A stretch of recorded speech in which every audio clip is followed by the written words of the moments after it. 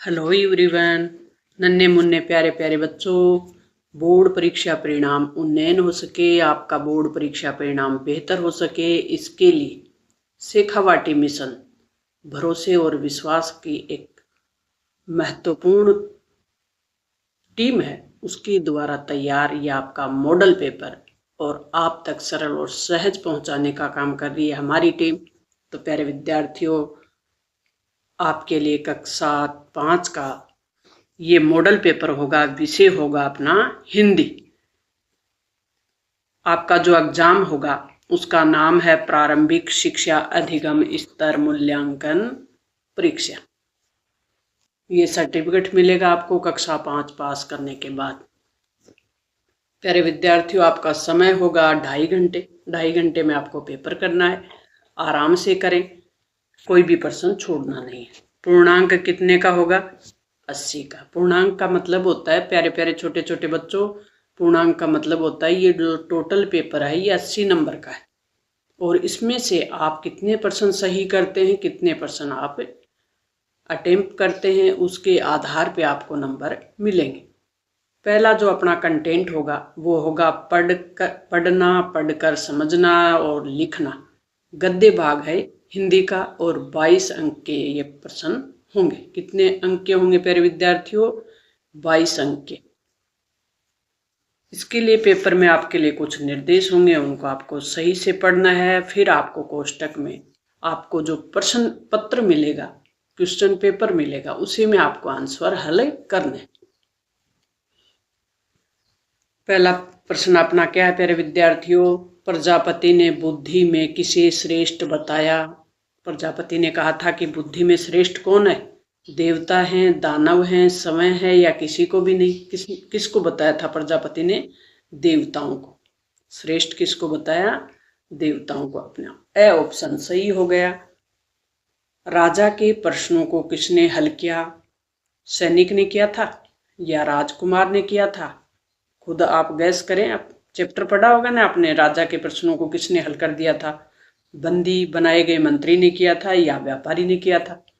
तो बंदी बनाए गए जो मंत्री थे उन्होंने राजा के प्रश्नों को हल कर दिया था। महात्मा जी के लिए दोनों भाई क्या लेकर आए थे? महात्मा जी के लिए दोनों भाई फल लाए थे, या भोजन लाए थे, या सोना लाए थे, या कपड़े लाए थे? क्या लेकर आए थे? आपको तो याद ही होगा कि वो क्या लेकर आए थे? भोजन। गौरव देश के लिए खेलने की लालसा रखता है। गौरव कोई लड़का है, वो देश के लिए खेलने की लालसा, ये जो अंडरलाइन की हुई है इसका अर्थ बताना अपने को। रेखांकित शब्द का अर्थ बताना, यानी जो रेखा खींची हुई है लालसा शब्द के नीचे, उसका अर्थ बताना है। आराम है तो लालसा का अर्थ तो आराम तो नहीं होता, मजबूत भी नहीं होता, इच्छा होती है लालसा का मतलब, और प्रार्थना भी नहीं होती। तो सही आंसर क्या हो जाएगा हमारा? स ऑप्शन सही हो जाएगा, यानी इच्छा। किले को दुर्ग और गढ़ भी कहा जाता है। किले को क्या कहा जाता है? या तो दुर्ग कहते हैं या गढ़ कहते हैं। राजा पहले अपनी सुरक्षा के लिए किले बनाते थे, गढ़ बनाते थे, सुरक्षा के दृष्टिकोण से, यानी कोई भी सेना है वह अचानक से हमला नहीं कर दे, इसके लिए गढ़ बनाए जाते थे, दुर्ग बनाए जाते थे। तो आप बगीचे के लिए क्या क्या शब्द कह सकते हैं? बगीचे को क्या क्या कह सकते हैं? जैसे दुर्ग को गढ़, किले को दुर्ग भी कह सकते हैं, गढ़ भी कह सकते हैं, तो फिर बगीचे को क्या कहेंगे? बगीचा। इसका जो दो समान शब्द हैं वो ढूंढने। मकान और आवासीय तो नहीं कहेंगे, तालाब और सरोवर भी नहीं कहेंगे, मंदिर और देवालय भी नहीं कहेंगे, तो फिर उपवन और उद्यान किसको कहेंगे? बगीचे को। तो ऑप्शन अपना द सही हो जाएगा। नेक्स्ट प्रश्न है कि लड़के ने सौपन की बात किसको बताई और कब बताई? तो लड़के का जो ये चैप्टर है आपने पढ़ा होगा सौपन की बात वाला। तो लड़के को रात को एक सौपन दिखाई देता है, लेकिन वो इतना दृढ़ निश्चय बालक था, उसने समझ लिया था कि जब तक सपने में जो चीज़ें मेरे को दिखाई दी हैं, जो सपना मुझे आया है, उसको जब तक मैं पूरा नहीं कर लूँ तब तक किसी को नहीं बताऊंगा। तो उसे बार बार पूछने का प्रयास किया जाता, लेकिन लड़का है वो किसी को नहीं बताता। लास्ट में जब वो राजा बन जाता है तब वो सबको बताता है। हमारे देश में सरकार किसकी द्वारा चुनी जाती है? कीरत बारी ने क्या काम किया था? इसको हम हल करके आपको बताने का प्रयास करेंगे। प्यारे विद्यार्थियों, ये देखो, लड़के को सौपन जब वो राजा बन जाता तब बताता है हमारे देश में सरकार जनता द्वारा चुनी जाती है। कीरत बारी ने क्या किया था? आपको ध्यान है कीरत बारी ने क्या किया था? उदय सिंह को सुरक्षित स्थान पर पहुंचाया था। पन्ना धाय और कीरत बारी दोनों का उल्लेख हुआ अपने चैप्टर में। पन्ना धाय ने क्या किया था? उदय सिंह के बदले अपने बेटे का बलिदान कर दिया था। और कीरत बारी ने क्या किया कि उदय सिंह को टोकरी में रखकर वो सुरक्षित स्थान पर पहुंचा देते हैं। प्रश्न 9 का है, वो निम्नलिखित गद्यांश को ध्यानपूर्वक पढ़कर नीचे दिए गए प्रश्नों के उत्तर लिखिए। प्यारे प्यारे छोटे छोटे बच्चों, आपको इसको पढ़ना है। मुझे उम्मीद है आपको किताब जरूर पढ़नी आती होगी, बुक पढ़नी आती है तो आप पढ़ लोगे। इसको कैसे पढ़ोगे? सदाचारी बनने के लिए ईमानदार होना आवश्यक है। सदाचारी यानी अच्छा व्यवहार जो इंसान करता है उसको कहते हैं सदाचारी। जो व्यक्ति अपने प्रति ईमानदार होता है वह सबके प्रति ईमानदारी बरतता है, चाहे सेना की बात हो या कर्तव्य की बात हो या फिर कमाई की लेने की बात हो या देने की बात हो, सब में उसका व्यवहार है वो ईमानदारी पूर्ण होता है। ईमानदार व्यक्ति गरीब होते हुए भी कैसा होता है? धनी होता है, क्योंकि ईमानदारी के कार्यों से उसे सम्मान और आनंद मिलता है। ईमानदारी करने से क्या मिलता है? सम्मान मिलता है, आनंद मिलता है। तो सदाचारी बनने के लिए व्यक्ति में कौन से गुण होने आवश्यक है? सदाचारी बनने के लिए व्यक्ति में जो गुण होते हैं वो कौन से हैं? आपने देखा है? जो व्यक्ति अपने प्रति ईमानदार होता है। सबके प्रति ईमानदार कौन होता है? जो व्यक्ति अपने प्रति ईमानदार होता है वो सबके प्रति ईमानदार होता है। यहीं से सिलेक्ट करना है, ये पूरी लाइन हो जाएगी। ईमानदार व्यक्ति गरीब होते हुए भी कैसा होता है? तो ईमानदार व्यक्ति गरीब होते हुए भी कैसा होता है? ये यहाँ से लिख देंगे हम पूरी लाइन। ईमानदार होते हुए भी कैसा होता है? धनी होता है, वो धनवान होता है। गद्यांश में आए शब्दों का अर्थ लिखना, जैसे सदाचार अच्छा व्यवहार। आचार का मतलब होता है व्यवहार, सदा मतलब जो हमेशा अच्छा व्यवहार करे। धनी का मतलब होता है जो धनवान हो। ये बताया ना, ईमानदार व्यक्ति गरीब होते हुए कैसा? धनी होता है, धनवान होता है, वो के पास धन होता है। इस प्रकार से हल करने के बाद हमारे सामने होगा पद्य भाग। पद्य भाग को पढ़ना, पढ़कर समझना, लिखना और 13 मार्क्स का होगा। मल्हार राग मुख्य रूप से किस ऋतु में गाया जाता है? प्यारे प्यारे छोटे छोटे बच्चों, मल्हार जो राग है वो कब गाया जाता है? वर्षा ऋतु में। जब बारिश होती है ना तब मल्हार राग गाया जाता है। रिक्त स्थानों की पूर्ति करनी है। इस प्रकार के आपके सामने रिक्त स्थान होंगे और उनको आपको पूरा करना है। जैसे राजतंत्र है और लोकतंत्र है। पहले प्रश्न को पढ़े कि झांकी ले 26 जनवरी आती है। किसकी झांकी लेकर? राजतंत्र का मतलब होता है राजा का शासन, लोकतंत्र का मतलब होता है जनता का शासन। तो 26 जनवरी किस लिए मनाई जाती है? लोकतंत्र देश आजाद हुआ और उसने अपना संविधान बनाया, इसीलिए तो 26 जनवरी की झांकी निकालते हैं, तो लोकतंत्र शब्द आएगा। धरा यानी धरती, सभी को सभी का यही प्रेम संदेश सुनाए। गगन, गगन मतलब आसमान। किताबों में झरने क्या करते हैं? गुनगुनाते हैं। ये शब्द यहाँ लिख देंगे। बुरा जो देखन मैं चला, बुरा न मिलिया कोई, पंक्ति का से स्पष्ट कीजिए।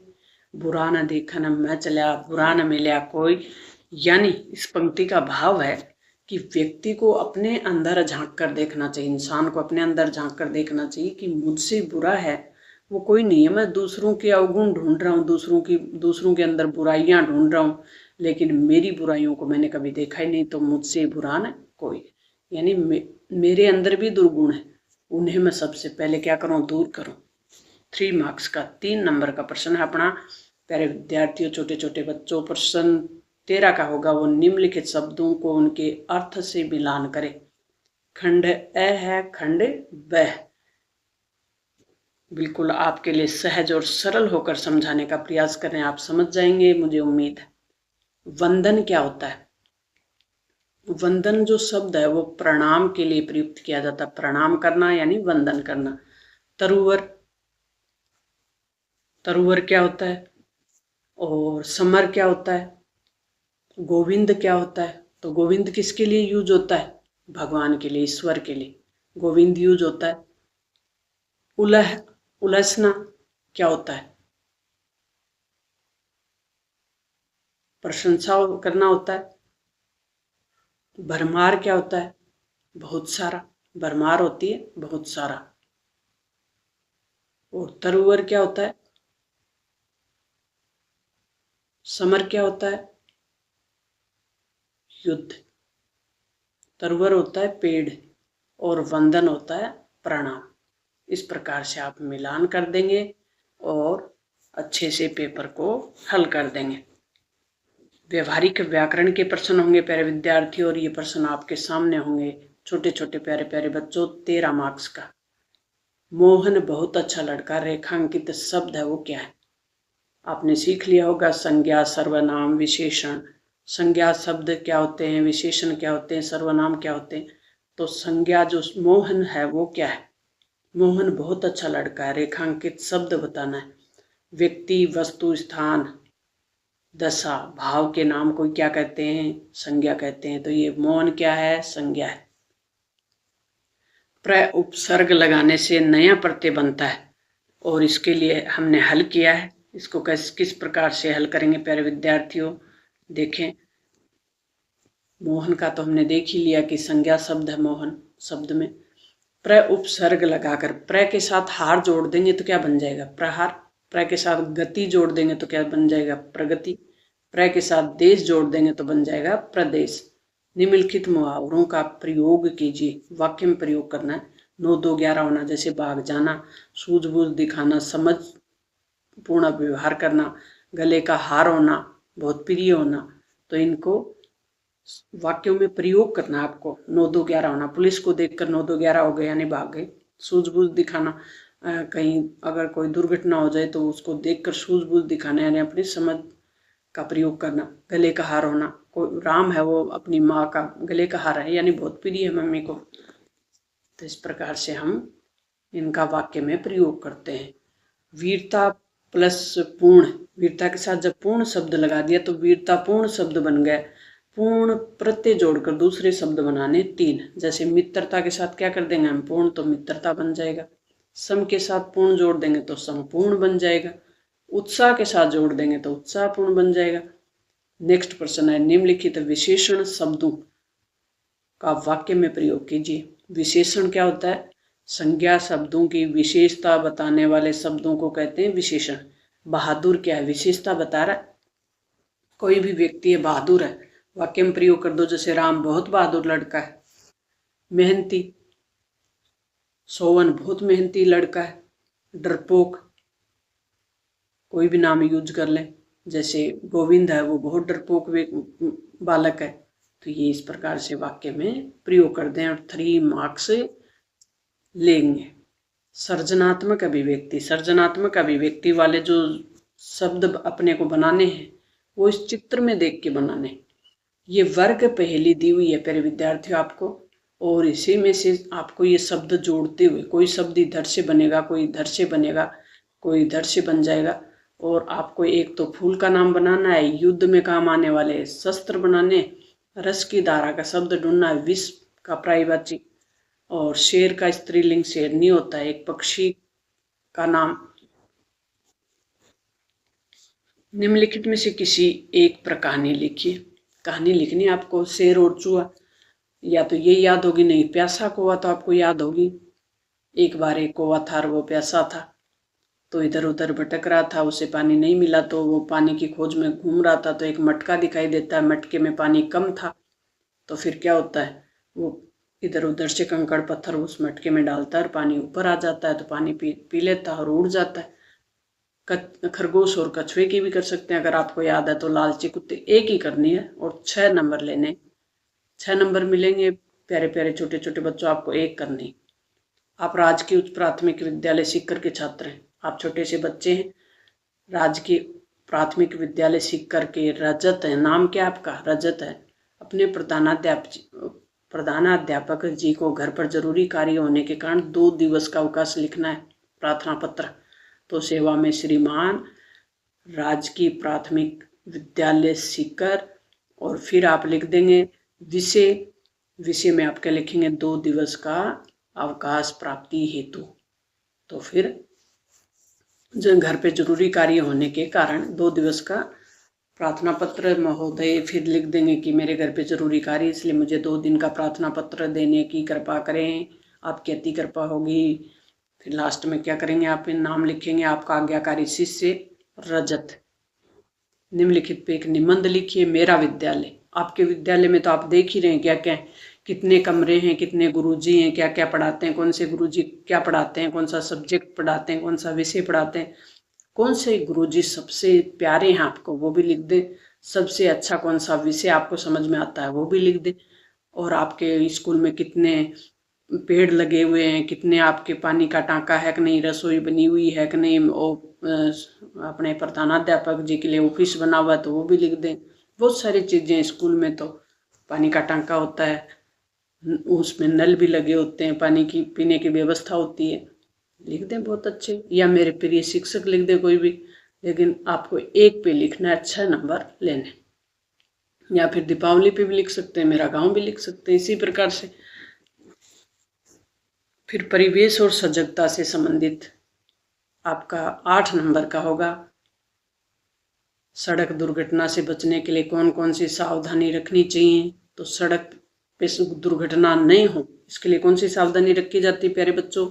सड़क पे हमेशा बाईं साइड ही चलनी चाहिए। हमेशा किस साइड चलना चाहिए? बाईं साइड। और इंग्लिश में उसको क्या बोलते हैं? लेफ्ट साइड, लेफ्ट साइड बोलते हैं। हेलमेट का उपयोग करना चाहिए, दुपहिया वाहनों पे चलते हुए हेलमेट का उपयोग करना चाहिए।